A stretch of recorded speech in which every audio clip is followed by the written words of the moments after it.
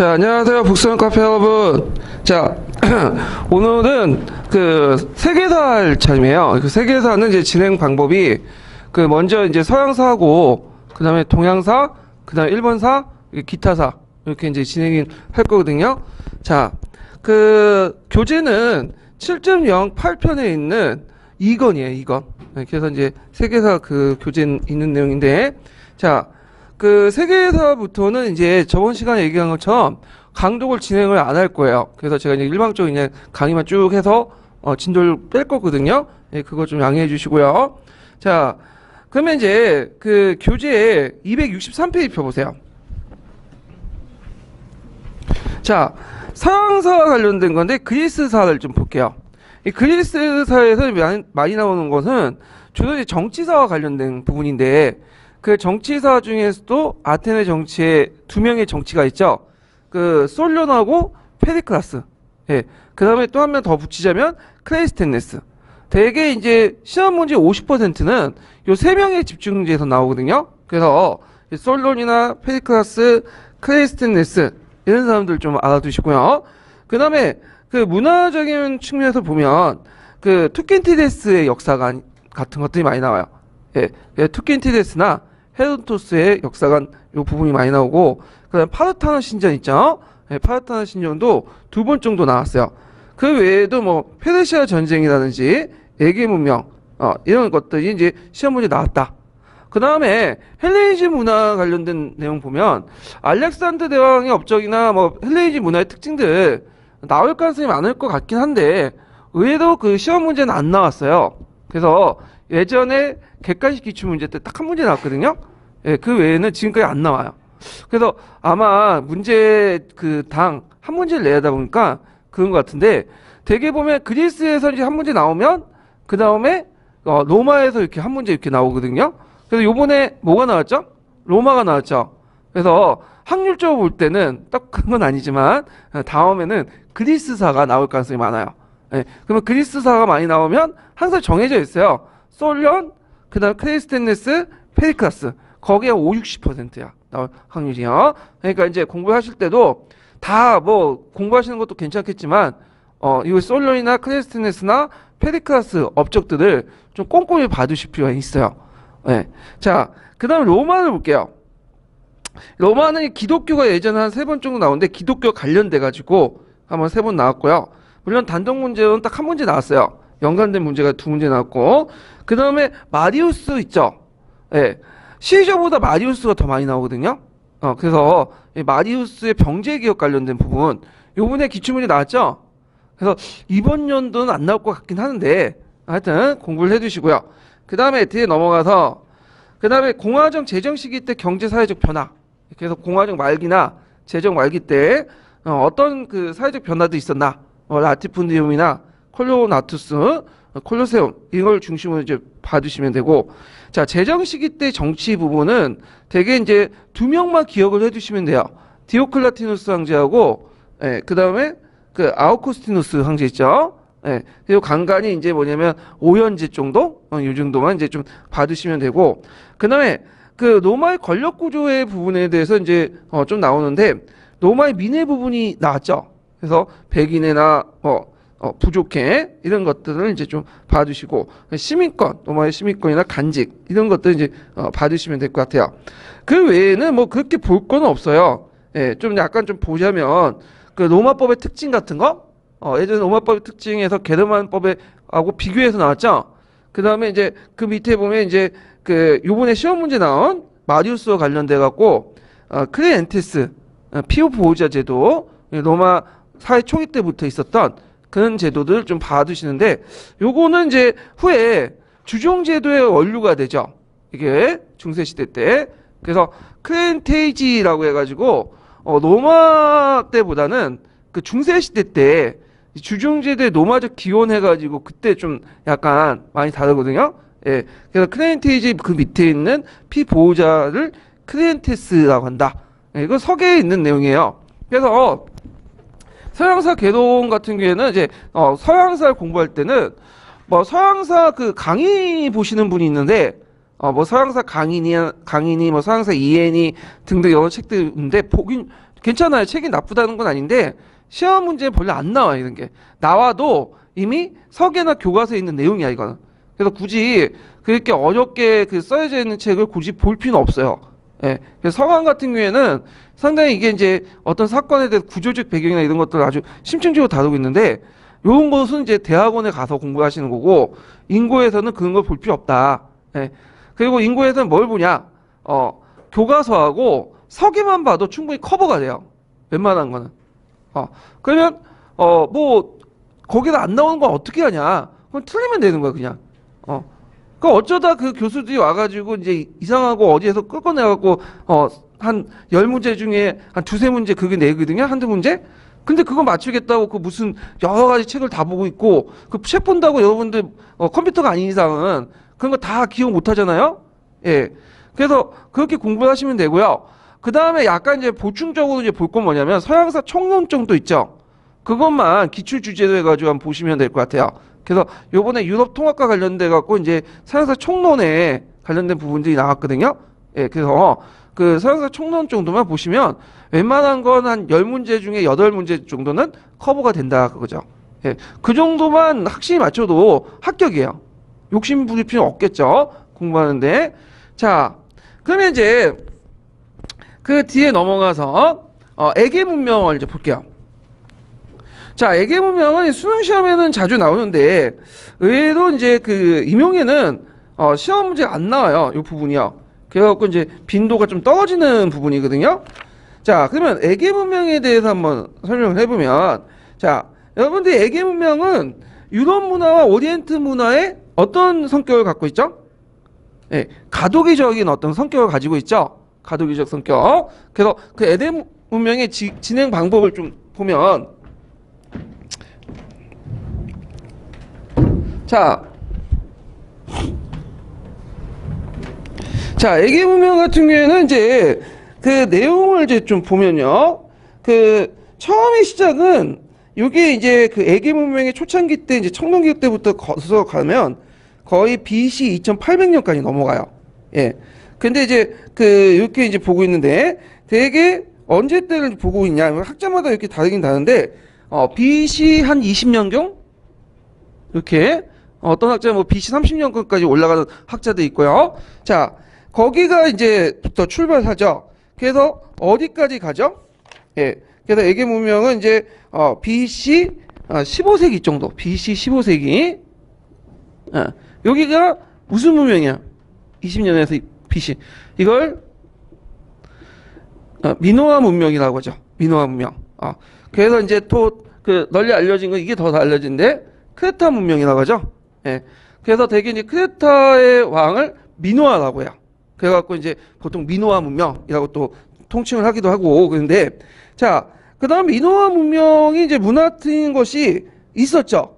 자, 여기 이제 BC 15세기 이제 기점으로 해갖고 되게 BC 15세기에서 이제 여기 BC 한 11세기 정도 이렇게 이제 무슨 문명이 있었죠? 요거는 미케네 문명이 있었어요. 미케네 문명. 그래갖고 이제 이 미케네 문명이 있었다. 자, 미케네 문명은 이제 그 여기 앞에 있었던 미노아 문명의 영향을 받아요. 이 미케네인들은. 근데 이제 미케하고 미노아가 어떤 관계가 있냐? 이거에 대해서 이제 여러 학자들의 의견이 있는데 되게 요 시점에 되게 이제 이 미케네인들이 크레타 섬을 공격해가지고 멸망을 시켰다는 설이 있어요. 예. 그리고 또 하나가 이제 뭐냐면 크레타 문명에 하산이 폭발돼서 크레타 섬에 큰 하산이 폭발돼갖고 멸망했다는 설이 있어. 예. 그 하여튼 이렇게 있는데 자, 그래서 이제 그 변화를 이제 알 수 있는 게 뭐냐면 보통 이제 여기는 선상 A 문자를 쓰죠. 여기는 어디 써요? 선상 B 문자를 쓰죠. 예. 근데 원래는 이제 이 미노아 문제 선상 A 문자가 썼는데 요 BC 15세기 기준으로 선상 B 문자로 이렇게 교체가 돼. 크레타 섬에서. 그러면 이 미케네인들이 어딜 정복했다는 걸 알 수 있어요. 미노아 문명, 크레타 문명을 정복했다. 이런 것들을 이제 알 수가 있고요.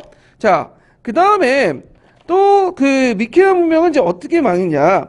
되게 이제 그 시기가 약간 일정치 않죠. BC 11세기에서 BC 12세기 정도에 누가 쳐들어오죠 여기? 도리아인이 쳐들어오죠. 도리아인. 도리아인들은 앞에 미노아 문명과 미케네인들은 청동기를 사용했어. 청동기. 자, 도리아인들은 뭘 사용해요? 철기를 사용하죠. 예. 그래서 그 앞에 있는 미케네 문명을 멸망시키죠. 예. 그래서 되게 이제 BC 12세기, 11세기에서 BC 8세기까지 이 시기를 뭐라고 하냐면 암흑시대라고 해요. 암흑시대. 암흑시대. 다크 에이지라고 하죠. 암흑. 왜 암흑시대냐? 자, 여기는 선상 A 문자, 성형 A 문자, 성형 B 문자. 이렇게 이제 해갖고 그 글자가 쓰여졌어요. 예. 근데 여기는 글자가 안 쓰여졌어. 왜 그러냐? 자, 미케네 단계 때는 그래도 도시국가는 다 있었죠. 그러니까 도시국가에서 그 행정적인 일을 하거나 어떤 국가의 중요한 일들을 기록하려면 글을 써야 될 거 아니에요? 근데 여기에서는 암흑시대, 다크에이지 시대 때는 글은 국가라는 조직이 없어졌어요. 다만 뭐만 남았죠? 부족 단위 생활하는 거야. 지금이야 뭐 여러 이제 그 일상생활이나 이런 것들 문자 쓰지만 그 당시에 문자라는 것은 행정적 용이거든. 기록 용이에요. 국가에서 중요한 용. 그러니까 국가라는 존재가 없다 보니까 기록을 쓸 필요가 없겠죠. 그리고 유물 유적도 나오긴 나오는데 거의 안 나와. 조금밖에 안 나와.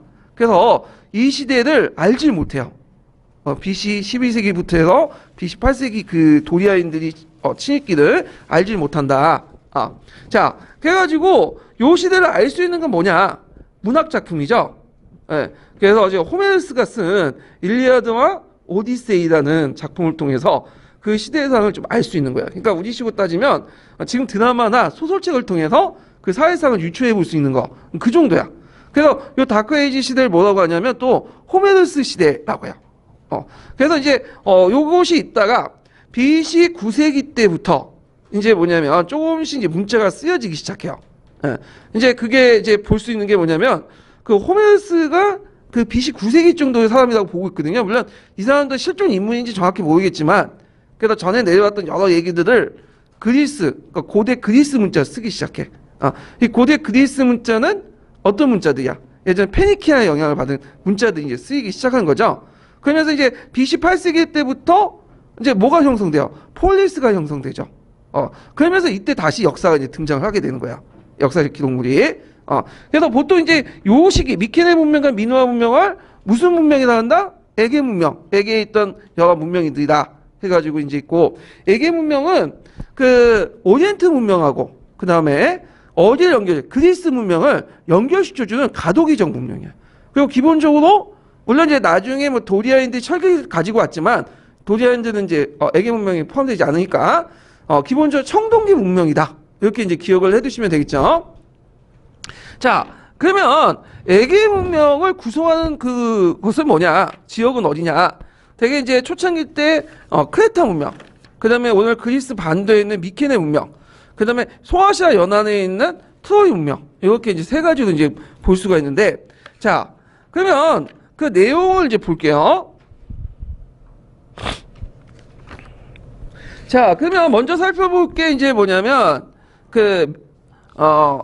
에게 문명의 발견을 했던 고고학자들을 좀 기억을 할 필요가 있어요. 자, 에게 문명에 발견했던 고고학자들은 그 두 명이 대표적인 사람이 있어요. 한 명이 슐레이만이라는 사람이야. 슐레이만. 자, 이 슐레이만은 어릴 때부터 호메로스의 작품을 되게 좋아했어요. 일리아드나 오디세이. 근데 사람들은 일리아드와 오디세이를 뭘로 봤냐? 이거를 이제 그냥 소설책, 판타지물로 봤거든요. 근데 이 사람은 역사 사실로 본 거야. 그래서 언젠가는 그 일리아드 오디세이 했던 트로이를 발견해야겠다. 그래가지고 트로이를 이제 발견하려고 마음 먹었는데 문제는 이 사람이 가난하게 살았거든요. 그래갖고 나이 40 동안 그냥 돈 버는데 정신이 없었어. 그러다가 나이 40 먹고 이제 어릴 때 꾸었던 꿈을 이루기 위해서 이제 고고학을 연구해요. 근데 문제는 어학 능력이 딸리는 거야. 그래가지고 뭐냐면 공부를 하기 시작했죠. 그래서 다양한 언어, 한 8개 국어를 이제 공부를 하기 시작하는데, 어떻게 공부를 했냐면, 할머니 모시다가, 그냥 거지 모시다가, 거지 이렇게 데리고 와갖고, 자기가 얘기를 해요, 막, 외국어로. 그러면, 그 사람이 못 알아듣거든요? 그래서 얘기해. 그런 식으로 해가지고 뭐냐면 공부를 해갖고 마스터 해갖고 이제 돈은 어느 정도 있잖아요. 그러니까 이제 그 당시 미케네 지역이나 그 다음에 이제 그 트로이 지역을 고고학자를 동원해가지고 발굴 사업을 했어요. 그래서 이제 발굴한 게 뭐냐, 트로이죠.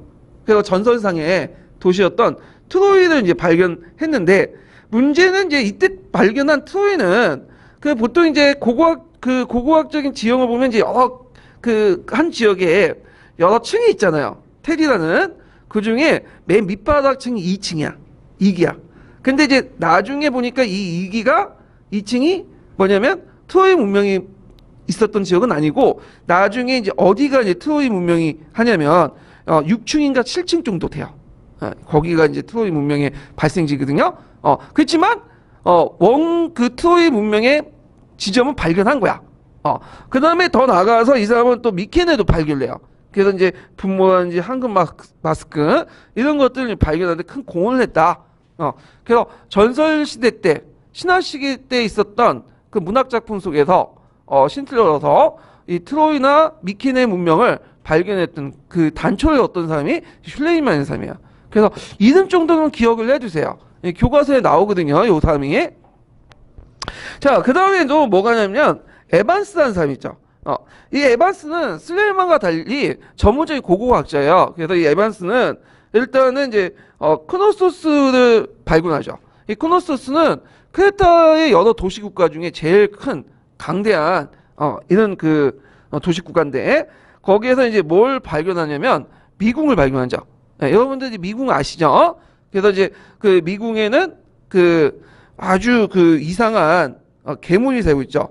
그래서 이제 얼굴은 소 모양으로 생겼고 그 다음에 그 밑에는 사람 모양으로 쓰인 반인 반수 이런 괴물들이 있는데 이걸 나중에 이제 그 사람들 재물 바치기 위해서 계속 잡아먹게 하는데 그걸 뭐예요? 어떤 청년이 들어가서 그 뭐냐면 씨를 풀어가지고 죽이고 들어와서 그 복잡한 건물 나왔다.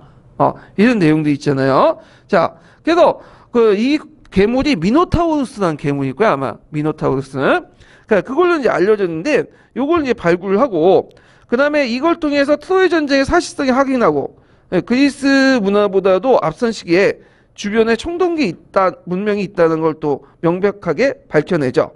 그 다음에 이 사람이 이제 발견한 문자가 뭐냐면 성형 그 A 문자예요. 성형 A 문자. 그 다음에 그 성형 B 문자. B 문자. 이렇게 이제 얘기했다. 그래서 이제 성형 A 문자와 성형 B 문자를 발견을 했어요.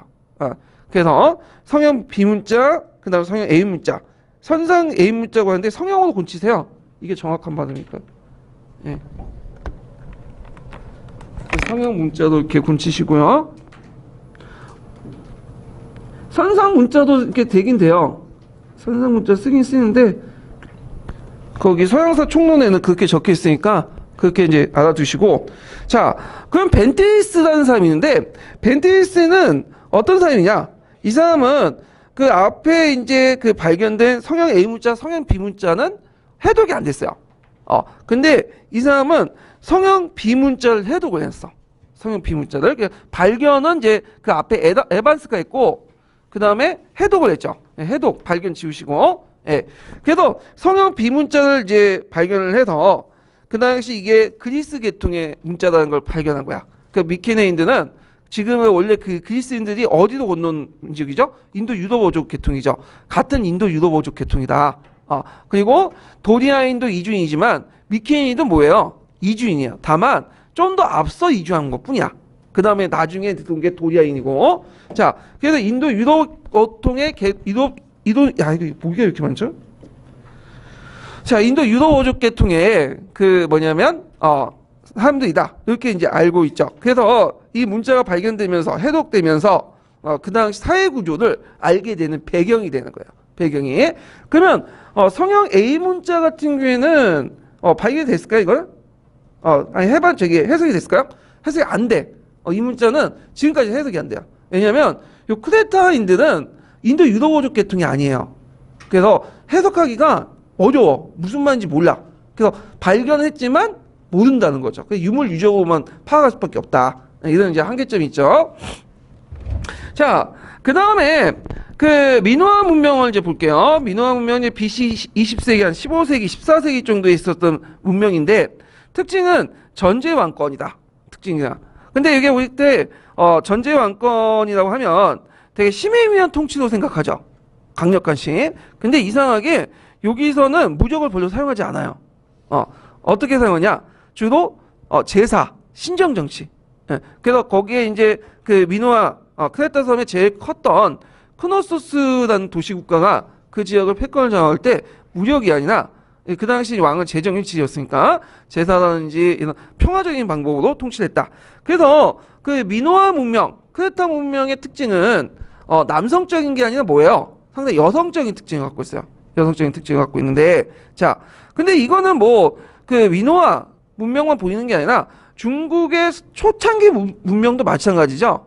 그 초창기 문명을 볼 때도 그 제사라든지 재정일치 이런 걸 가지고 통치를 했던 시기가 있었어요. 이런 거와 연결시켜서 이제 보시면 되고, 그 다음에 이제 그 아까 얘기한 것처럼 미궁이라고 불렸던 그 미노타우스가 있었던 크노소스 궁정이 있고, 그 다음에 해상 무역이 발달됐고요. 밝고 생동적인 무역이었고, 그 다음에 오리엔트의 영향을 받으면서 청동기 시대에 진입을 했다. 그래서 이제 되게 BC 3000년경에 진입했지만 본격적인 문화는 이제 BC 2000년부터 시작했다고 이제 보시면 될 것 같아요. 그 다음에 이들은 그 선상 A 문자, 그러니까 성형 A 문자를 이제 주로 사용했죠. 그래서 지금도 이 사람들이 어떤 민족인가를 이제 보지 못하는데 그 소아시아 계통의 이주민이니까 보고 있어요. 그러다가 이제 BC 15세기, 14세기 넘어가면서 성상 비문자, 성형 비문자가 쓰게 되는데, 자, 요때는 그 미케인들이 이제 크레타를 지배했다 볼 수가 있죠. 원래 성형 비문자 같은 경우에는 미케인들이 이제 사용했던 문자들이죠. 그래서 이렇게 이제 이렇게 보시면 될 것 같아요. 자, 그 다음에 여기 이제 경제사회적으로는 이제 약간 이제 해상무역이 발달됐고 재정일치적 관료제, 그다음 노예계급의 존재는 확실하지 못하고요. 군사력을 발달하지 못했다는 거. 이 자연사였고 도시가 발달됐는데 그 도시 중에 제일 큰 도시는 어떤 도시죠? 크노소스다.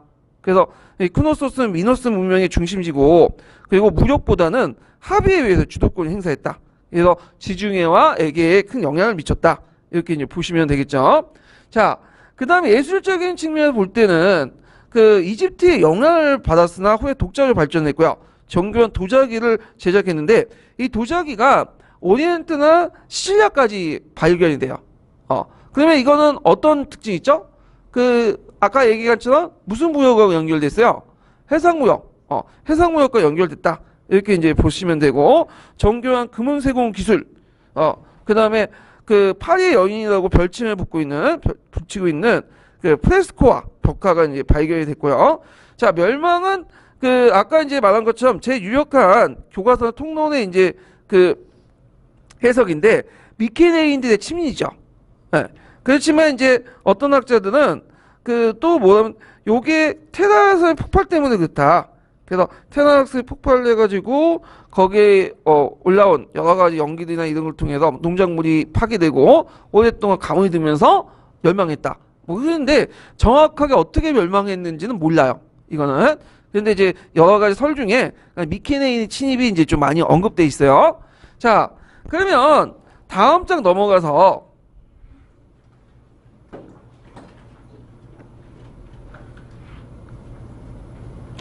미케네 문명을 이제 볼게요.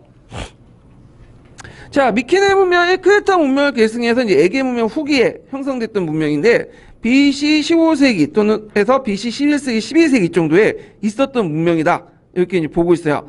자, 이 문명은 앞에 그 크레타 문명과 달리 그 인도 유럽어족이라고 판명하고 있죠. 인도 유럽어족. 그래서 인도 유럽어족인데 선상 비문자, 성형 비문자가 발견되면서 해석이 되고 있어요.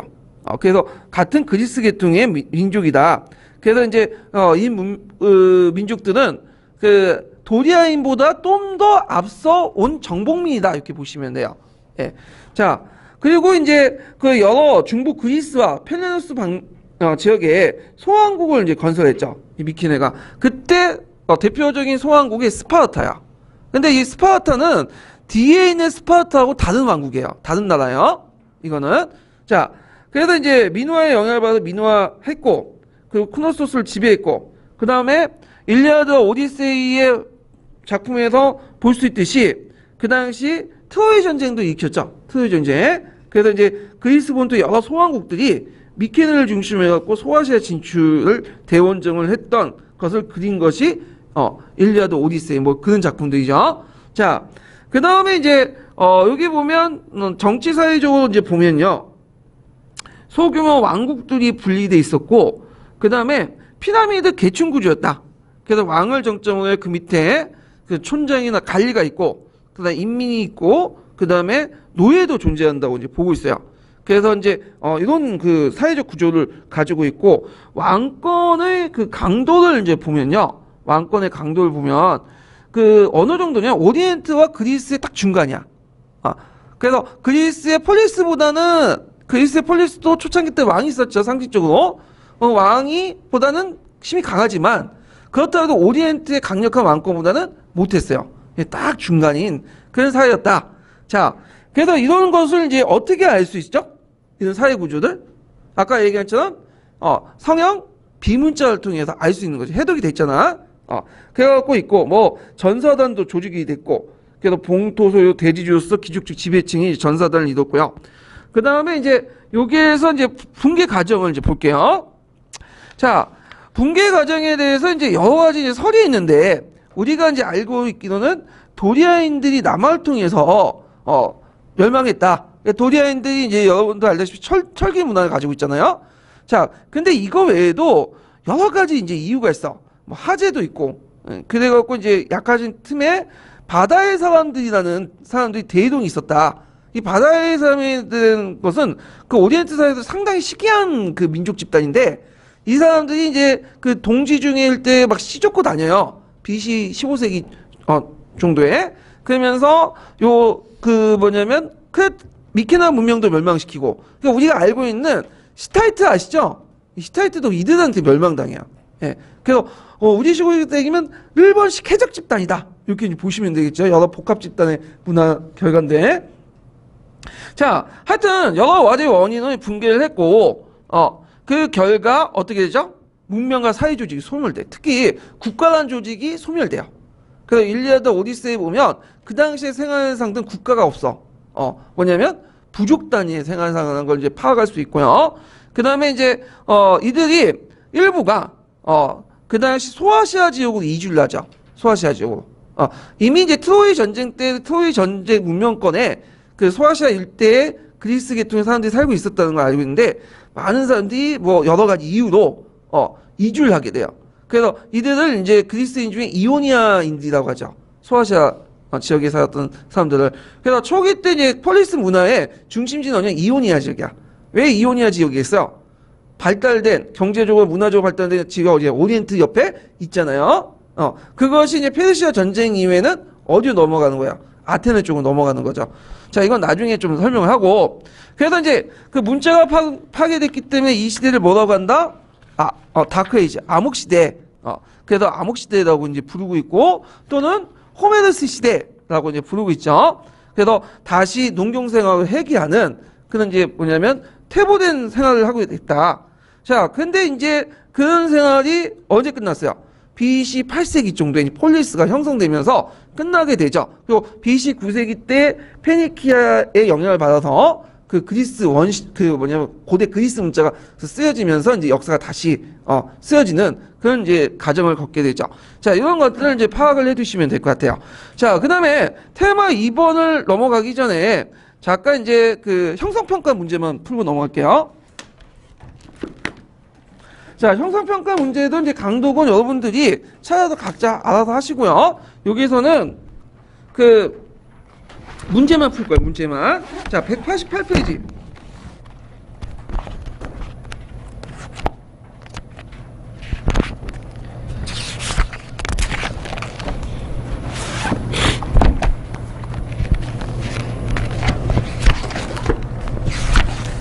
자, 188페이지 1번하고 2번 문제 볼게요. 1번하고 2번 문제. 자, 다음 기흙을 발견한 고고학자가 누구며 크레타 문명의 멸망에 대한 두 가지 의견을 말해보시오.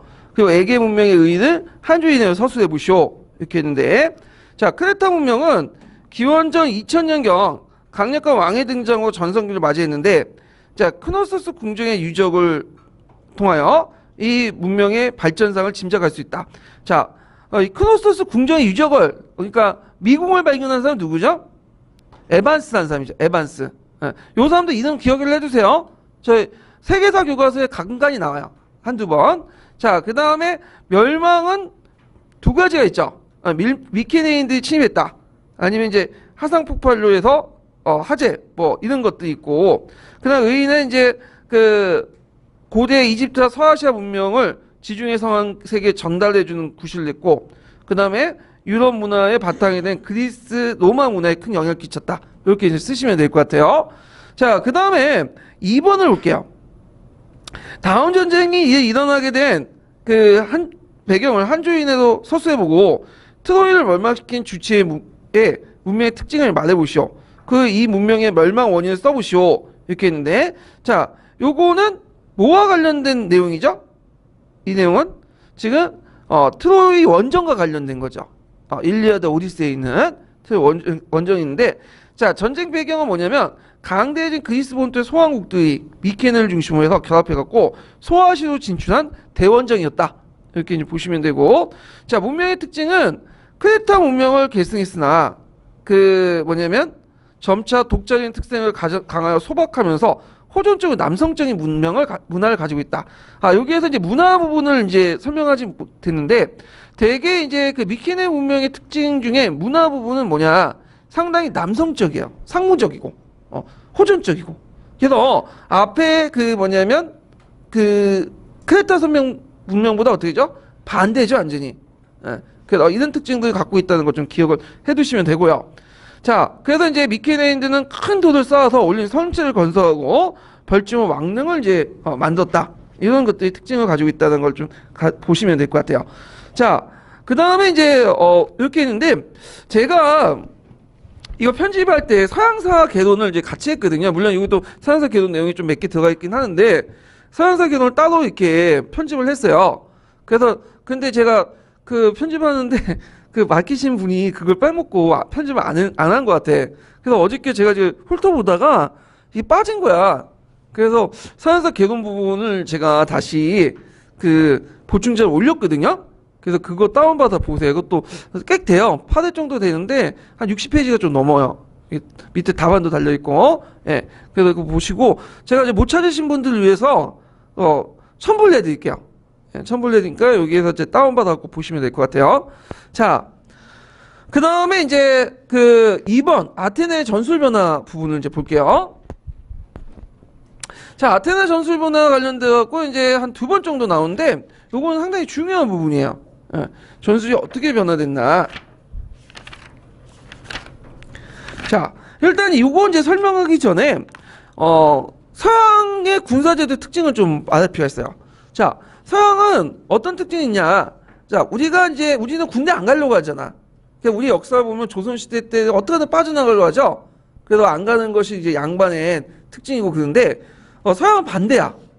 자기가 정치적인 권리나 특권을 누리려면 항상 군대를 가야 돼. 그래서 피를 흘릴 만큼의 뭐죠? 정치 권리를 주장할 수 있어요. 그러니까 피를 흘리지 않으면 정치 권리를 주장하지 못하는 것이 서양이죠. 이게 서양의 역사의 특징이에요. 그래서 자기가 얼마나 전쟁에 가서 피를 흘리고, 물론 직접 피를 흘리진 않더라도 옆에 뭐 경제적 이런 거 해가지고 공헌을 해야지만 그 정치적인 어떤 특권을 누릴 수 있는 거죠. 여성의 참정권도 어떻게 했어? 1차 세계대전 때 공헌을 했기 때문에 얻어낸 거죠. 이런 것도 이제 이렇게 보시면 되는데, 마찬가지로 그 당시에 서양 그리스 사회도 마찬가지예요. 피를 흘린 만큼 정치 권리를 주장할 수 있다. 그리고 그 당시에는 그 국가가 모든 걸 대주지 않죠. 전쟁을 누가 하는 거예요? 자기가 비용을 가지고 하는 거야. 그래서 무기나 식량이나 갑옷이나 누가 마련해야 된다? 자기가 마련해야 돼요. 그러니까 돈이 있어야지, 어느 정도 돈이 있어야지 전쟁을 할 수 있고, 돈 많은 사람들이 전투력이 높아요. 예. 그러니까 돈 많은 사람들은 주로 이제 비싼 장비 그런 것들 차용할 수 있고 이 돈 많은 사람들이 그 군역에 가면 자기만 가겠어요? 아니겠죠? 여러 사람을 같이 데리고 오죠. 그래서 이제 이런 거와 이제 감안해서 보시면 되겠죠. 자, 그리스는 초창기 때 어떤 그 뭐냐면 기병이었어요. 기병. 예, 기병. 물론 이제 중무장한 보병설도 있는데 기병설이 학계 통설이에요. 그래서 기병은 그 유지비가 되게 돈이 많이 들죠. 일단 말을 일단 구입을 해야 되고 말과 관련된 장비도 필요하고 그 말을 훈련하고 그 다음에 거의 말에서 자유자재로 그 무기를 사용하려면 어떻게 훈련 기간이 있어야 돼. 그러니까 이제 시간이 남아도는 귀족들만 할 수 있는 거야. 그래서 돈 많은 귀족들이 주도를 했고 되게 병력도 소수고 특별한 대응도 존재하지 않아요. 그냥 달려서 무작위로 싸우는 거야. 자, 그래서 이제 초창기 때는 이 기병이기 때문에 권력도 당연히 누가 가지고 있어요? 귀족들이 가지고 있는 건 당연한 거죠. 자, 근데 이런 것들이 변화가 일어나요. 왜 변화가 일어나냐? 이건 이제 그 당시 상공을 발달하고 연결 볼 수가 있는데 BC 7세기에서 6세기 때 그 그리스의 이제 그 본토에 있는 도시 국가들이 해외 진출하게 돼. 지중해 연안으로 뭐 인구가 많이 늘어나갖고 이제 압박을 받아 진출한 것도 있고 여러 가지 진출로 그래서 그리스 연안 지역에 뭘 세우죠? 식민도시 세우죠? 그래서 모시하고 식민도시가 뭐예요? 이런 교육이 일어나. 그 과정에서 뭐예요? 상품화폐 경제가 발달돼요. 물론 상품화폐 경제가 발달되면 지금도 그렇지만 경제가 발달되면 양극화가 일어나죠. 그래서 몰락한 계층도 있는 반면에 부를 쟁취한 계층도 있죠. 그래서 귀족 외에도 이런 상품화폐 경제를 바탕으로 해서 등장했던 새로운 계층들이 등장해요. 이런 부유한 시민층들이 뭘 무장하기 시작하냐면 중장보병을 무장해요. 중장보병은 기병보다도 무장 비용이 좀 떨어져. 요즘 경제 비용이 떨어지죠. 물론 부유한 프랑민들도 돈으로 기병을 뭐냐면 말을 탈 수는 있어요. 문제는 시간이 없죠. 이 사람들은 장사해야 되고 뭐 여러 가지 일을 해야 되잖아. 그러니까 이제 어느 정도 이제 비용으로 쉽게 훈련 없이 뭐냐면 전투에 참여할 수 있는 중장보병이 좋은 거예요. 중장보병이라는 것은 온몸을 뭐야 갑옷으로 둘러서 무장을 하는 거죠. 그래서 한쪽에는 긴 창을 둘러싸고 가지고 있고 한쪽은 방패를 가지고 있잖아요. 예, 경보병은 뭐야 그러면? 경보병은 간단하게 무장하는 거죠. 그러니까 투구나 그냥 이렇게 해갖고 싸우는 사람들이고. 근데 이제 중장병은 문제는 기동성이 상당히 떨어지죠. 그래서 이 사람들은 어떤 식으로 진영을 짜냐면 밀집 대형식으로 진영을 짜요. 그래서 밀집 대형은 이제 어떤 식이냐? 여러분들 이제 로마나 그리스 영화를 보시면 알 거예요. 그래서 사람들이 대우를 쫙 맞춰가지고 군인들이 한 발 한 발 나가는 거죠. 그래가지고 그 앞에는 방패가 있고 방패를 나와 그 옆을 가지고 또 한 사람은 방패는 위를 가지는 거죠. 그래서 이제 있고 또 하나는 뭘 가지고 있어요? 긴 창을 가지고 있죠. 네. 긴 창은 왜 필요하냐? 자, 이렇게 해서 긴 창이 쭉 있다가 기마가 들어오죠. 막 그 말이 달려오잖아. 긴 창을 쫙 늘어서 장창 역할을 하는 거죠. 그래서 말에 뭘 찌르는 거죠? 목을 찌르는 거죠. 그래서 기병을 무력화시키는데 큰 역할을 했던 거예요. 이렇게. 자, 그래서 이 중장보병은 기병처럼 개인기가 중요한 게 아니야. 뭐가 있죠? 집단 전술이 중요한 거죠. 그래서 개인이 나가서 전투해갖고 영웅신 발휘하고 전투하면 국보가 잡혀서 사형당해요. 예. 그래서 이런 걸 통해서 같은 시민이라는 공동체의 의식이 어떻게 더 강해질 수밖에 없겠죠. 자, 하여튼 이런 중장보병의 밀집 대형이 등장했다. 그리고 그 당시 그 유산 시민들이 국방에 참여함으로써 그들도 이제 피를 흘렸으니까 어떻게 됐어요? 정치의 권리를 주장했겠죠. 그래서 이제 이 정치의 권리를 주장하는 과정에서 사회적 갈등이 일어나고 솔론이나 뭐 그 다음에 클레스테네스나 그 다음에 페리클라스가 이런 문제를 해결하려고 한 거죠. 예.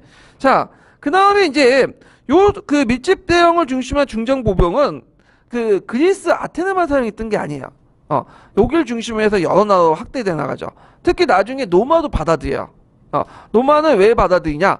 로마는 그리스부터 상당히 여러 가지로 영향을 받아요. 정치제도나 군사제도, 뭐 문화, 물 다 그대로 받아들인 건 아니지만 왜냐하면 그 로마의 남이탈리아 부근에 어떤 그리스 계통의 도시국가들이 있었어요.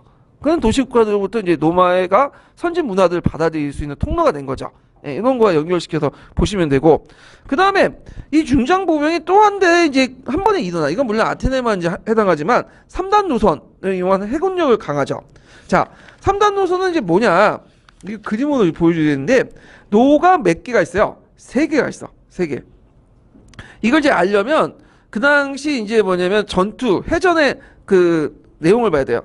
지금처럼 대포 쏘고 그런 것도 없었고 그 당시 해전은 뭐냐면 그 빠른 스피드를 이용해 갖고 상대방의 측면을 가격을 하는 거야. 그 혼란한 틈을 타서 거기에 이제 배 있는 사람이 건너가 가지고 육박전을 벌이는 거거든요. 그러니까 초기 때 배에 타격을 주는 게 중요해. 그래가지고 그 3단 노선 개발을 만든 거죠. 스피드를 높이기 위해서. 그 당시에는 지중해는 배가 그 바람이 없잖아요. 그 범선이 발달하지 못했어요. 그러다 보니까 이제 주로 뭘 이용하냐면 노를 많이 지어야 되거든요. 근데 노를 몇 개는 1단이 아니라 2단, 3단이. 그러면 스피드가 어떻게 돼요? 강해지죠. 거기에다 노 앞에 배 앞에 그 부닥칠 때 우리식으로 그 거북선의 충파처럼 두꺼운 쇠를 이렇게 붙여놔요. 그래갖고 배를 측면을 해가지고 부너뜨리는. 그래서 나중에 페르시아 전쟁 때 큰 공을 했는데 이 페르시아 전쟁 때 살라미스 해전에서 이런 그 뭐냐면 해군의 노군으로 활동했던 사람이 누구냐? 노군으로 빈민들이죠. 이 빈민들은 그 가진 건 뭐예요? 육지전 10밖에 없잖아. 그래서 나름대로 이제 전쟁에 참여했어. 물론 직접 싸우진 않았지만 자 그러면 그만한 뭘 줘야죠? 정치적 권리를 줘야죠. 그래서 페리클라스가 빈민들도 정치에 참여할 수 있는 권리를 준 거죠. 예. 그래서 서양에서는 상당히 이게 철저하다는 거죠. 피를 흘린 만큼 뭐다? 정치적 권리를 얻는다. 그래서 서양 같은 경우에 지금도 그렇지만 유명한 왕자들이나 이 사람들은 뭐야? 군대 지금 우리 같은 경우는 군대 안 가려고 하잖아. 근데 얘네들 뭐야? 어떻게 하든 군대 가려고 해. 영국의 뭐 왕실의 왕자들이나 왜냐 그만큼 이제 와야지 정치적인 어떤 정치적보다 사회적인 어떤 권위나 이런 것도 이제 발휘할 수 있는 건데 자 그래서 이제 우리하고 정반대다 이렇게 이제 생각을 하시면 돼요. 그래서 이제 기병, 중장보병, 그 다음에 3단 노선을 위한 해군력 요 변화 좀 기억을 해두시고 그 변화에 어떤 사회 경제적 변화가 일어났고 새로운 계층들이 어떻게 등장했는가 그리고 그 당시 그 전략 전술의 변화 이런 것도 같이 외워두시면 좋을 것 같아요. 자, 그래서 이게 예전에 시험 문제 나왔으니까 기억을 해두시고 그 다음에 이제 솔련의 개혁을 넘어가요. 솔련의 개혁. 자, 솔련의 개혁은 여기 보시면 알겠지만 하나, 둘, 셋, 넷, 다섯, 여섯, 일곱, 여덟 8번이 나왔어. 네, 8번. 진짜 주주장창 나오고 앞으로 계속 나올 것 같은데 요번에도 나올 가능성이 많아. 네, 솔련은 상당히 인기가 많아요. 네, 그리스사에서. 자, 솔련을 이제 보기 전에 이제 여기는 아테네와 이제 그 얘기하는데 그리스사에서는 여러분 교과서보나 통나무나 아테네와 주로 누가 나와요? 스파르타 나오죠? 가끔 테베 나오고. 근데 왜 그리스밖에 없는 게 뭐냐면 아테네와 스파르타 역사밖에 없어요. 지금 거의 대부분. 다 지금은 중소규모의 그 도시국가들 역사가 없죠. 그러다 보니까 이 아테네와 그냥 스파르타를 중심으로 얘기할 수밖에 없는데 자, 아테네의 정치 발전을 이제 보면요. 처음에는 아테네도 왕이 있었죠. 왕정. 그 다음에 또 하나가 뭐죠? 귀족정. 그 다음에 근권정치. 그 다음에 참주정치. 그 다음에 민주정치. 그 다음에 중간에 페르시아 전쟁이 있었고 민주정치의 초창기를 마련했던 사람이 누구야? 클레이스테네스죠. 그리고 민주정치 한근기를 마련했던 사람이 누구죠? 페리클라스죠. 그리고 페리클라스 중간에 무슨 전쟁이 있었어요? 펠로폰네스 전쟁이 나왔고 그 중간에 이제 그 페리클라스는 유행병 그 아마 패스트로 죽게 되는데 자 그리고 나서 이제 지면서 퓰리스가 쇠퇴하기 시작하죠. 이런 이제 과정을 겪게 되는데 자 그러면 왕정과 귀족정은 건너뛸게요. 뭐 그렇게 중요한 거는 아니에요. 그 서양사 개동을 보면 왕정은 7세기 때 시작했고 그때 이제 귀족들 기구로서 아르콘이나 아로파고스라는 귀족 회의가 있었다. 이런 것도 있죠. 그래서 아르콘이라는 이제 일종의 집정관 있고 그다음 아로파고스라는 귀족 회의를 통해서 정치적인 권력을 행사를 했죠. 이런 것들 그렇게 가능했던 것은 귀족들이 정치를 했던 것은 귀족들이 뭘 했기 때문에 군역을 담당했기 때문에 기병으로서 자 근데 이제 이런 것들이 바뀌어지기 시작해. 이게 이제 BC 6세기 때죠. BC 6세기 때. 자 BC 6세기 때 왜 바뀌어졌냐? 자 배경을 보면 아까 얘기한 것처럼 해외 진출과 신민활동 그래서 곳곳에 신민 도시들을 만들고 그 신민 도시들과 무역을 하는 과정에서 상공업이나 해상무역이 발달하기 시작했고요.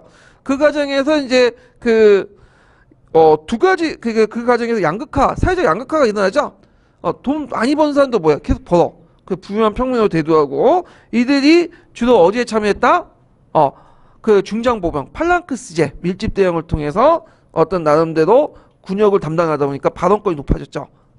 그리고 이제 이러다 보니까 이제 귀족하고 부유한 평민 간의 대립 갈등이 있었고요.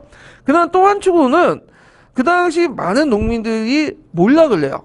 많은 농민들이 왜 몰락을 하냐?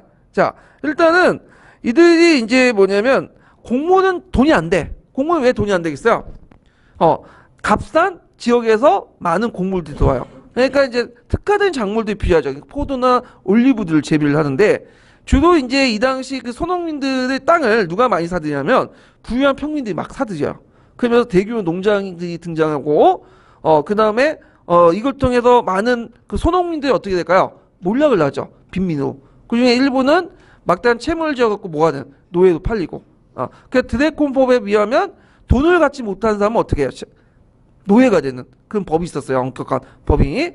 자, 그러다 보니까 그 과정에서 지금 오늘날 형상이 일어나죠. 돈 많은 사람과 돈 없는 사람의 갈등이 일어나죠. 그래서 이 그 해상무역을 통해서 얻은 부를 제대로 공평하게 분배를 해야 되는데 어느 한 계층만 독식을 하고 있잖아요. 그래서 이런 문제점을 어떻게 해결할 것이냐.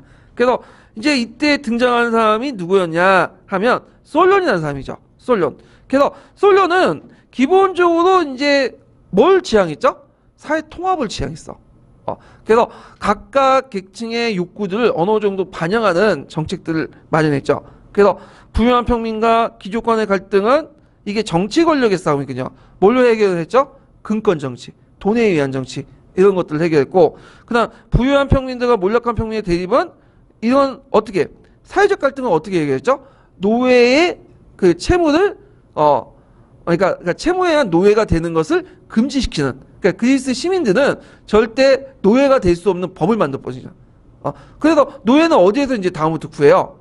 해외 식민지에서 구한 거죠. 외국인들이나 이런 식의 법을 만들어갖고 사회적 갈등을 좀 해결해 보려고 했다. 그래서 거기에 목적 외워두세요. 계층 간의 갈등을 조절해 사회 문제를 해결하려고 했다. 이렇게 이제 보시면 되고, 그래서 이제 사회경제적으로 불체 말소와 부채로 인한 노예가 된 자유민을 해방을 냈고요. 그래서 종전의 드래콘의 엄벌주의, 돈을 갚지 않으면 노예가 된다. 이런 것들을 이제 탈피했고, 그 다음 부채로 인한 인신의 예속화를 금지시켰다. 이게 예전에 한번 기출문제 나왔죠. 그래서 그 당시 뭐라고 표현했죠? 무거운 짐을 들어줬다. 무거운 짐이란 건 뭐예요? 무거운 짐은 부채죠, 부채. 지금도 채무가 많은 사람들 많잖아. 저도 이제 그 집을 사기 위해서 대출 좀 받았는데, 그래서 이런 사람들 등장하면 참 좋은 거죠. 내가 가지고 있는 빚을 다 탕감을 해주겠다. 상당히 좋은 정치인데. 자, 그 다음에 상공업을 장려했고, 뭐 세화폐 제도를 실시했고, 뭐 기술이 뛰어난 외국인 기술자들 시민권을 부여했고, 토지 상한선을 결정했는데 뭐 중요한 내용은 아니에요, 이거는요. 그 다음에 정치적인 부분 보죠. 자, 정치적 부분은 뭘로 유명한 근권 정치로 보여요. 이게 한번 예전에 기출 예문에 나왔던 건데, 그 당시에 계급을 4개로 나눠요. 이 사람은. 되게 이제 그 어떤 계급을 나누냐. 첫 번째 계급은 연수입 500 메디노니. 뭐 그 당시에 합해 다닌 것 같은데, 그 다음에 기사 계급은 300 메디노니. 해갖고 쭉 4개 계급으로 나누는데, 여기에 좀 주의할 것은 이 기사 계급이라는 게 있죠. 기사는 중세시대 때 어떤 사람들이죠? 예? 싸우는 사람. 하나의 계층이잖아요. 예. 요때 기사는 중세시대 기사와 달라요. 보통 기사하면 우리 중세시대 어떤 계급, 계층으로 생각하는데, 싸우는 사람으로 이렇게 싸우잖아요. 전사 집단으로. 근데 요 당시에 기사는 그 뭐냐면 말을 모을 수 있는 사람이란 뜻이야. 그러니까 일종의 어떤 정도의 부를 가지고 있는 사람을 말해요. 이건 로마 시대 또 에키테스라는 사람도 있죠. 이걸 우리식으로 번역하면 기사라는 거죠. 기병을 뭐냐면 무장 능력을 가지고 있는 사람이라는 뜻이, 우리가 생각하는 중세시대 그 기사처럼 밥만 먹고 싸우고 그런 사람은 아니에요. 이런 것들이 아니라 어떤 특정한 계층, 어떤 부를 소유한 특정한 계층을 얘기하고 있다. 이런 것들 좀 기억을 해주시면 되는데, 하여튼 이게 4개 계급에 따라서 이제 나눠요. 그래서 시민의 재산 정도에 따라서 대지주, 그 다음에 귀족, 대기족, 귀족, 그 다음에 기사, 농민, 노동자. 그 중에 그 맨 마지막의 계층을 뭐라고 하죠? 예전에 나왔잖아. 테테스라고 하죠. 테테스. 예. 자, 그래서 네 계층을 구분하고 정치 참여의 비중을 다르게 규정을 했죠. 그래서 가족적 유대관계를 완화하고 시족 집단의 사회적 지배 약화를 목적으로 이렇게 했다. 그래서 시민의 재산에 따라서 네 개 계층을 구분하고 정치 참여를 다르게 했는데, 예, 그래서 시족 집단의 사회적 지배 약화를 목적으로 이런 것을 했다. 이렇게 이제 보시면 되겠죠. 그럼 이거하고 시족적인 어떤 집단의 사회적 지배 약화는 뭐하고 관련돼 있을까요? 예. 그 당시에는 이게 이제 뭐냐면 그 대지주들이 나 이런 사람들이 독단적으로 이제 정치를 했어요. 자기가 시족 안에서도 그 우두머리가 있잖아. 근데 이제 누가 정치권을 준 거야? 부연평민 기사 집단들에게 정치권을 주잖아요. 그러면서 이런 관계가 어떻게 해요? 약화되기 시작하죠. 사회적 지배 관계가 이런 것들을 얘기하고 있다라는 것 좀 기억을 해두시면 될 것 같고, 그 다음에 이제 귀족들이 독점했던 참정권을 누구한테 개방했다? 일부 부유한 평민들에게 개방을 했죠. 기사 계급들에게.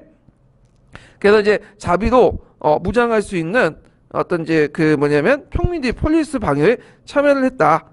이렇게 이제 보시면 되고, 자 여기에서 기사 계급이란 꼭 기병만 의미하는 게 아니에요. 여기는 어떤 거죠? 기병과 함께 그만한 능력이 되는 사람이야. 중장보병도 포함되죠. 근데 그 부유한 평민들은 돈은 있어도 기사를 말 잘 안 타요. 왜냐하면 말 타려면 시간이 필요하잖아. 그러니까 시간이 없으니까 그들은 이제 그냥 중장보병을 주로 참가한 거죠. 중장보병은 특별한 훈련 필요 없거든요. 자, 그래서 이제 이렇게 이제 보시면 되고요. 그 다음에 아르콘이나 그 여기는 안 나왔지만 아우파우스의 종전회의에서 이제 상위 두 계층, 그러니까 이제 아까 대기족 계층과 기사 계층, 최하층은 이제 농민 노동자 계층들이나 이런 사람들, 테테스 빈민 계층들은 이런 건 민회에 참석할 권리만 있다. 그 다음에 여기 또 보면 시민법정을 신설해서 그 계층의 군분 없이 추천에 참석할 수 있다. 근데 이제 이 당시에 시민법정은 그렇게 그 뭐냐면 강한 게 아니었어요. 나중에 페리크라스 가서 이 시민법정이 강하죠. 그래서 나중에 페리크라스 가면 상당수를 이제 법정에서 이제 처리해. 그래서 사법민주주의라고 하는 그런 것들이 등장하는데 이건 나중에 설명하고, 그 다음에 사백인회를 구성하죠. 사백인회는 이제 뭐냐? 자, 그 아테네 폴리스 구성할 때 4개 시족들에서 구성이 됐어요. 4개 시족들. 그래서 4개 시족들에서 각각 몇 명씩 100명씩 착출하죠. 그럼 매게 돼 400인회가 되는 거죠.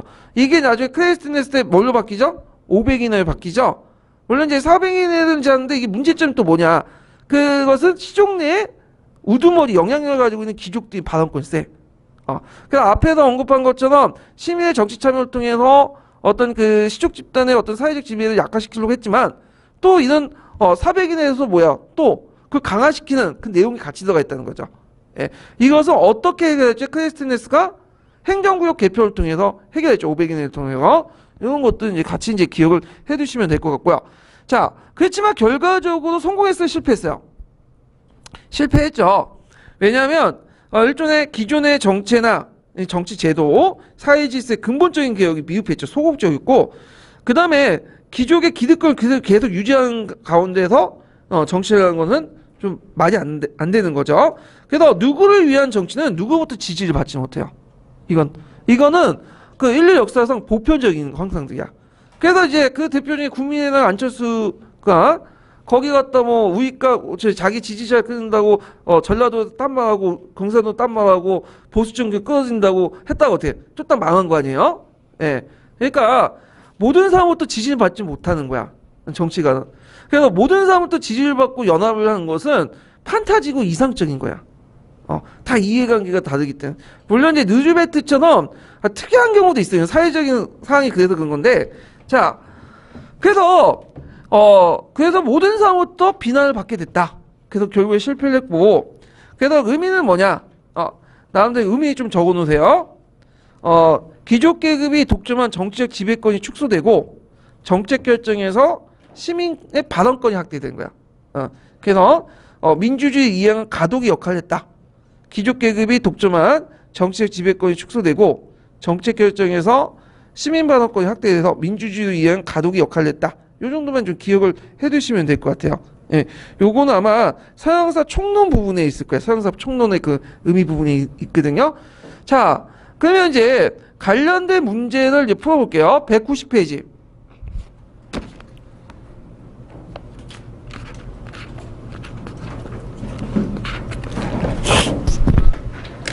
자, 190페이지 보면 이제 요거는 관련된 문제다 보기는 그렇고 그 앞부분에 이제 그 잠깐 솔론 이전에 8세기 때 그 폴리스의 등장 관련된 부분인데 10번 문제 잠깐 보세요. 10번 문제.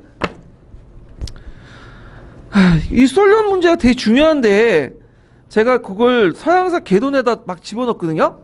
그래갖고 그 보충자는 좀 있을 거예요, 상당히. 근데 여기에서는 그냥 저희 천재교육에 있는 그 앞부분만 좀 설명했는데, 자, 일단 이거 보면, 자, 니은이 형성된 지리적 환경을 서술해보고 디귿의 동족의식의 구체적 증거를 한 가지 제시해보시오. 그리고 암흑기라고 부르게 된 이유를 써보시오.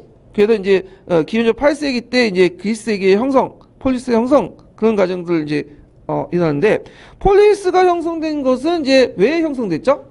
외부의 침입을 효율적으로 막기 위한 거죠. 그 당시에는 상당수의 민족 이동식이기 때문에 뭐 도리안을 비롯한 여러 민족들이 쳐들어와요.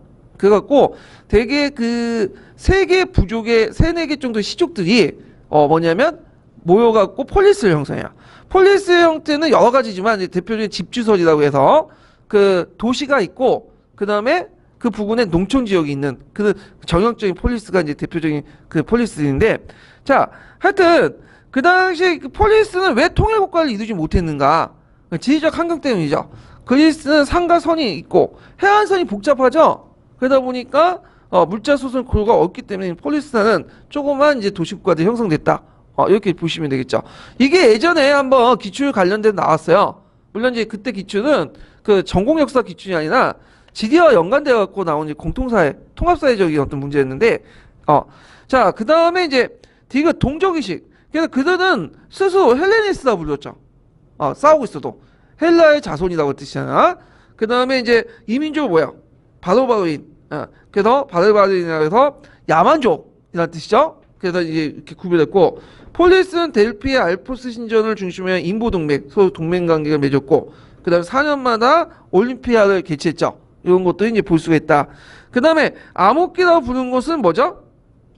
도리아인들이 남하로 미케네 문명이 파괴되고 선상 비문자 또는 성형 비문자가 사라졌다. 그래서 이제 이 당시에 알 수가 없죠. 그래서 뭘 통해서 알 수 있다고 했어요? 일리아드와 오디세이가 약간의 정보를 제공을 해주고 있죠. 그래서 호메로스 시대 이렇게 이제 보고 있는데, 이렇게 이제 보면 될 것 같아요. 자, 그래서 이렇게 해서 한번 보고, 자, 그 다음에 뒤에 넘어가고 페이시 스타투스를 보죠. 페이시 스타투스.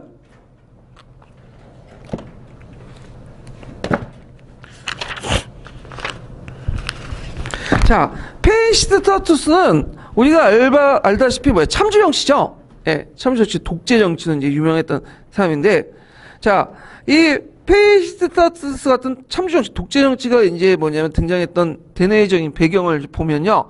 일단은 솔론의 개혁 정치에도 불구하고 빈부격차가 더 심해졌다는 거. 그러다 보니까 빈민들의 어떤 불만. 그 다음에 이제 메가라 전투가 있어요. 예. 그래서 이 메가라 전투인데 그 메가라 전투에서 그 다음에 최하층민들이 적극적으로 참여했다는 거. 그래갖고 그걸 통해서 시민들이 어떤 정치적 의식이 높아졌다는 거, 이런 것들이 있나, 이런 게 좀 기억을 해두시면 되고요. 자, 그래서 이제 개혁을 보면 이 페이시스타투스는 좀 누구냐면 주요 습격 사건에 보면 그 유명한 말 있죠. 한 놈만 패라고. 예, 한 놈만 들이다 패는 거야. 많은 사람들 다 만족시키는 것보다는 공동의 적을 하나 만들어가지고 두들겨 패는 거죠. 귀족이나 부유한 평민들. 그래서 그들이 가지고 있는 토지나 재산을 뺏어다가 누구한테 주는 거죠? 일반 빈민들에게 나눠주는 거야. 포퓰리즘의 대표적인 경우가 이 사례인데, 그러면 정치적인 인기는 많아지죠. 왜냐하면 빈민들과 그 부유한 평민들 누가 쪽수가 많아요? 빈민들 훨씬 많죠. 쪽수의 정치를 하는 거야, 그냥. 그래서 상당히 인기가 있었다. 이 사람이. 그래서 그 당시 중소농민층의 육성과 그래서 있는 사람들이 땅을 뺏어다가 없는 사람들이 나눠줘요. 그래서 이제 중소농민층을 육성하려고 했고 그걸 통해서 시민 공동체 의식을 강화시키려고 했다. 이것은 전형적인 스파르타 형식 방식이에요. 그러니까 스파르타 같은 경우에는 활발한 전쟁을 하죠. 그래갖고 이제 메세니아 전쟁을 통해서 펠로폰네소 반도를 이제 장악을 하잖아요. 그 메세니아 평원에 있는 땅들을 뺏어다가 누구한테 똑같이 나눠줘 시민들에게. 군등자로서 일종 사회주의와 비슷한 거죠. 공산주의하고. 근데 이거 비슷한 이제 정책을 한 거야. 있는 사람들 땅을 뺏어갖고 없는 사람들 나눠주는.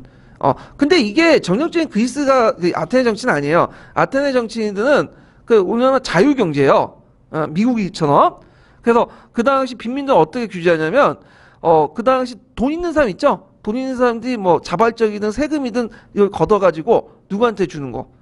빈민들을 구제하는 식으로 이렇게 하는 거거든요. 근데 이거는 뭐냐면 전형적인 아테네 정치가 아니라 좀 그 당시에 이제 스파르타와 비슷한 정치를 했다고 이제 보시면 되겠죠. 자, 내용을 보면 이제 반대 귀족을 추방을 하고요. 그래서 그 과정에서 이제 뒤에 짓거나 누구도 추방됐죠? 클레이스테네스 추방됐어요. 한동안. 그 다음에 토지를 빈농들에게 분배를 하고 상공업을 장려하고 그 다음에 그 은강을 개발했는데 그 아테네에 어떤 은강이 있었냐면 니오리용 은강이 있었어. 니오리용이라는 은강이 있었는데 여기를 개발하죠. 그래서 나중에 페르시아 전쟁 때 그 니오리용 은강에서 그 뭐냐면 은이 발견되거든요. 망대항이. 근데 그것을 어디에 투자했냐면 페르시아 전쟁 전에 그 해군에 투자했어요. 그래서 나중에 페르시아 해군을 물리치는 기반이 되거든요. 자, 하여튼 이게 있고 그다음 시민들의 어떤 세금 부담을 감소하고 소공과 상공업자의 복리를 증진하고요. 시민에 위한 제도를 개선하고 공공 토목공사를 하고 그 다음에 공정한 사법행정을 실시해 종교와 문화를 촉진했는데 특히 요게 예전에 시험 문제 나왔는데 이게 발음하기도 좀 어려운데 그 판안테나이와 그 다음 디오니시아 그러니까 제 발음보다는 거기 적혀 있는 걸 좀 보세요. 예. 그래서 판안테나이아는 뭘와 관련된 축제냐면 아테네는 누구를 수호신으로 모시고 있죠? 아테네 여신을 모시고 있죠. 그래서 아테네 여신에 관한 축제고 디오니시아는 어떤 거냐? 디오니시아 축제는 뭐냐면 요거는 디오니시아는 어떤 바카스라고 아시죠? 술을 좋아하는 신이야. 그래서 이 신에 대한 찬가를 부르고 이 디오니소스 축제 때는 시극보다는 비극을 주로 해요. 비극 공연을. 그래서 그 그리스 같은 시극 공연도 있지만 비극이 더 발달됐어. 그리스는 하여튼 근데 이거는 예전부터 민중들이 해왔던 그 축제거든요. 예. 그래서 디오니시아 축제 같은 경우에 디오니시아 축제 같은 예전부터 민중들이 해왔던 건데 이것을 국가 종교로 만든 거죠. 국가 종교 국가적인 차원에서 축제를 만든 거죠. 이런 민간에 했던 축제들은 자 그래서 이런 거는 뭐의 인기를 끌기 위한 거죠? 민중들의 인기를 끌기 위한 거다. 이렇게 이제 보시면 되겠죠. 자, 그래서 이 성격은 그 페이시스타투스는 독재적인 독재자인데 폭정이 아니야. 김정은처럼 폭정이 아니라 상당히 계몽적인 측면이 있다. 그래서 착한 독재자다. 이렇게 이제 보시면 되겠죠. 자, 그다음에 원정을 통해서 이제 여러 가지 흑해 방면에서 식량 공급의 섬을 확보하려고 했다. 이게 되게 중요한 건데 아테네는 그 주로 뭘 먹고 살아요, 얘네들은? 상공업을 가지고 먹고 살죠. 그리고 농사를 지어도 곡물 생산이 아니라 뭐죠? 포도나 올리브 그런 것들을 농사를 짓거든. 그러니까 곡물 미래 어떻게 공급을 하냐, 안정적으로 공급하는 게 제일 중요하거든요. 그래서 아테네 여러 원정 사업이나 시민 도시들 건설들이 이 곡물 확보와 관련돼 있어요. 곡물 확보하고 그 다음에 나중에 펠로폰네소 전쟁에서 아테네가 패하죠. 그 이유 중 하나는 이 곡물 확보선이 곡물 확보를 제대로 하지 못했기 때문이에요. 여러 가지 원인 중에 자 요거와 이제 연결시켜서 이제 보시면 되고 근데 그 사람이 죽고 나서 문제는 그 시피아스라는 그 아들이 이제 참주가 돼요. 근데 이 사람은 무능했어. 대단히 무능했어. 근데 무능한데 독재만 하려고 해. 누구처럼 막. 그러니까 어떻게 돼요? 들고 일어난 거지. 그러니까 독재를 하더라도 자기한테 이익이 되는 그런 식으로 정치를 하고 정책을 하고 유능했으면 뭐예요? 그게 지지를 받는데 이 사람 너무 무능한 거야. 그래서 결국엔 쫓겨나고 그 다음에 해외에서 망명했던 그 뭐죠? 클레이스테네스가 들어오게 되죠. 그래서 이제 그때 이제 그 해외에서 여러 사람들이 이제 들어오게 돼요. 그래서 이제 했는데 처음에는 아사라고스라는 사람이 들어와요. 예전에 한번 알았는데 근데 이 아사라고스는 그 좀 귀족 출신이야. 그리고 이제 귀족을 위한 정치를 하고 스파르타 연결되니까 민중들의 반대 다시 쫓겨나. 그래서 다시 누가 집권을 하냐면 클레이스테네스가 이제 집권을 하게 되죠. 물론 이 사람도 전에 또 집권했다가 또 뭐냐 쫓겨나다 아사라고스가 집권하고 다시 들어가게 돼요. 클레이스테네스가. 근데 이 클레이스테네스는 특이한 사람인데 뭐냐 이 사람은 그 귀족 출신이에요. 상당히. 그래서 나중에 클레이스테네스나 페리클라스나 출신은 어떤 사람들이에요? 이 사람은 귀족이에요. 귀족. 유명한 귀족 출신인데 정치는 어떤 식으로 하죠? 민중들에 의한 정치를 하죠. 귀족들을 배제한 채 민중들에 의한 정치, 데모크라시를 이제 하게 되는데, 그러니까 어디 식으로 따지면 강남 좌파들 그런 의식을 가지고 있는 사람들이죠. 그래서 이제 이런 정치를 했다. 그래서 이제 그 페이시스타토스는 관련돼 가지고 그 뭐냐면 예전에 단독 문제는 나오진 않았어요. 가끔 오답으로 나왔거든요. 솔론이나 클레이스테네스나 그 페리클라스 관련돼 갖고 객관식 지문으로 나온 적이 있어요. 근데 나올 수가 있다. 예. 그 조연만 했다 또 주연하는 경우도 있잖아요. 예. 그래서 요 사람의 정책도 좀 기억을 해두시는 것도 좋을 것 같아. 자, 그 다음에 이제 다음 페이지에 나온 게 클레이스테네스 보죠. 자, 클레이스테네스는 좀 설명할 게 길어지니까 요 부분은 제가 다시 좀 쉬었다가 할게요.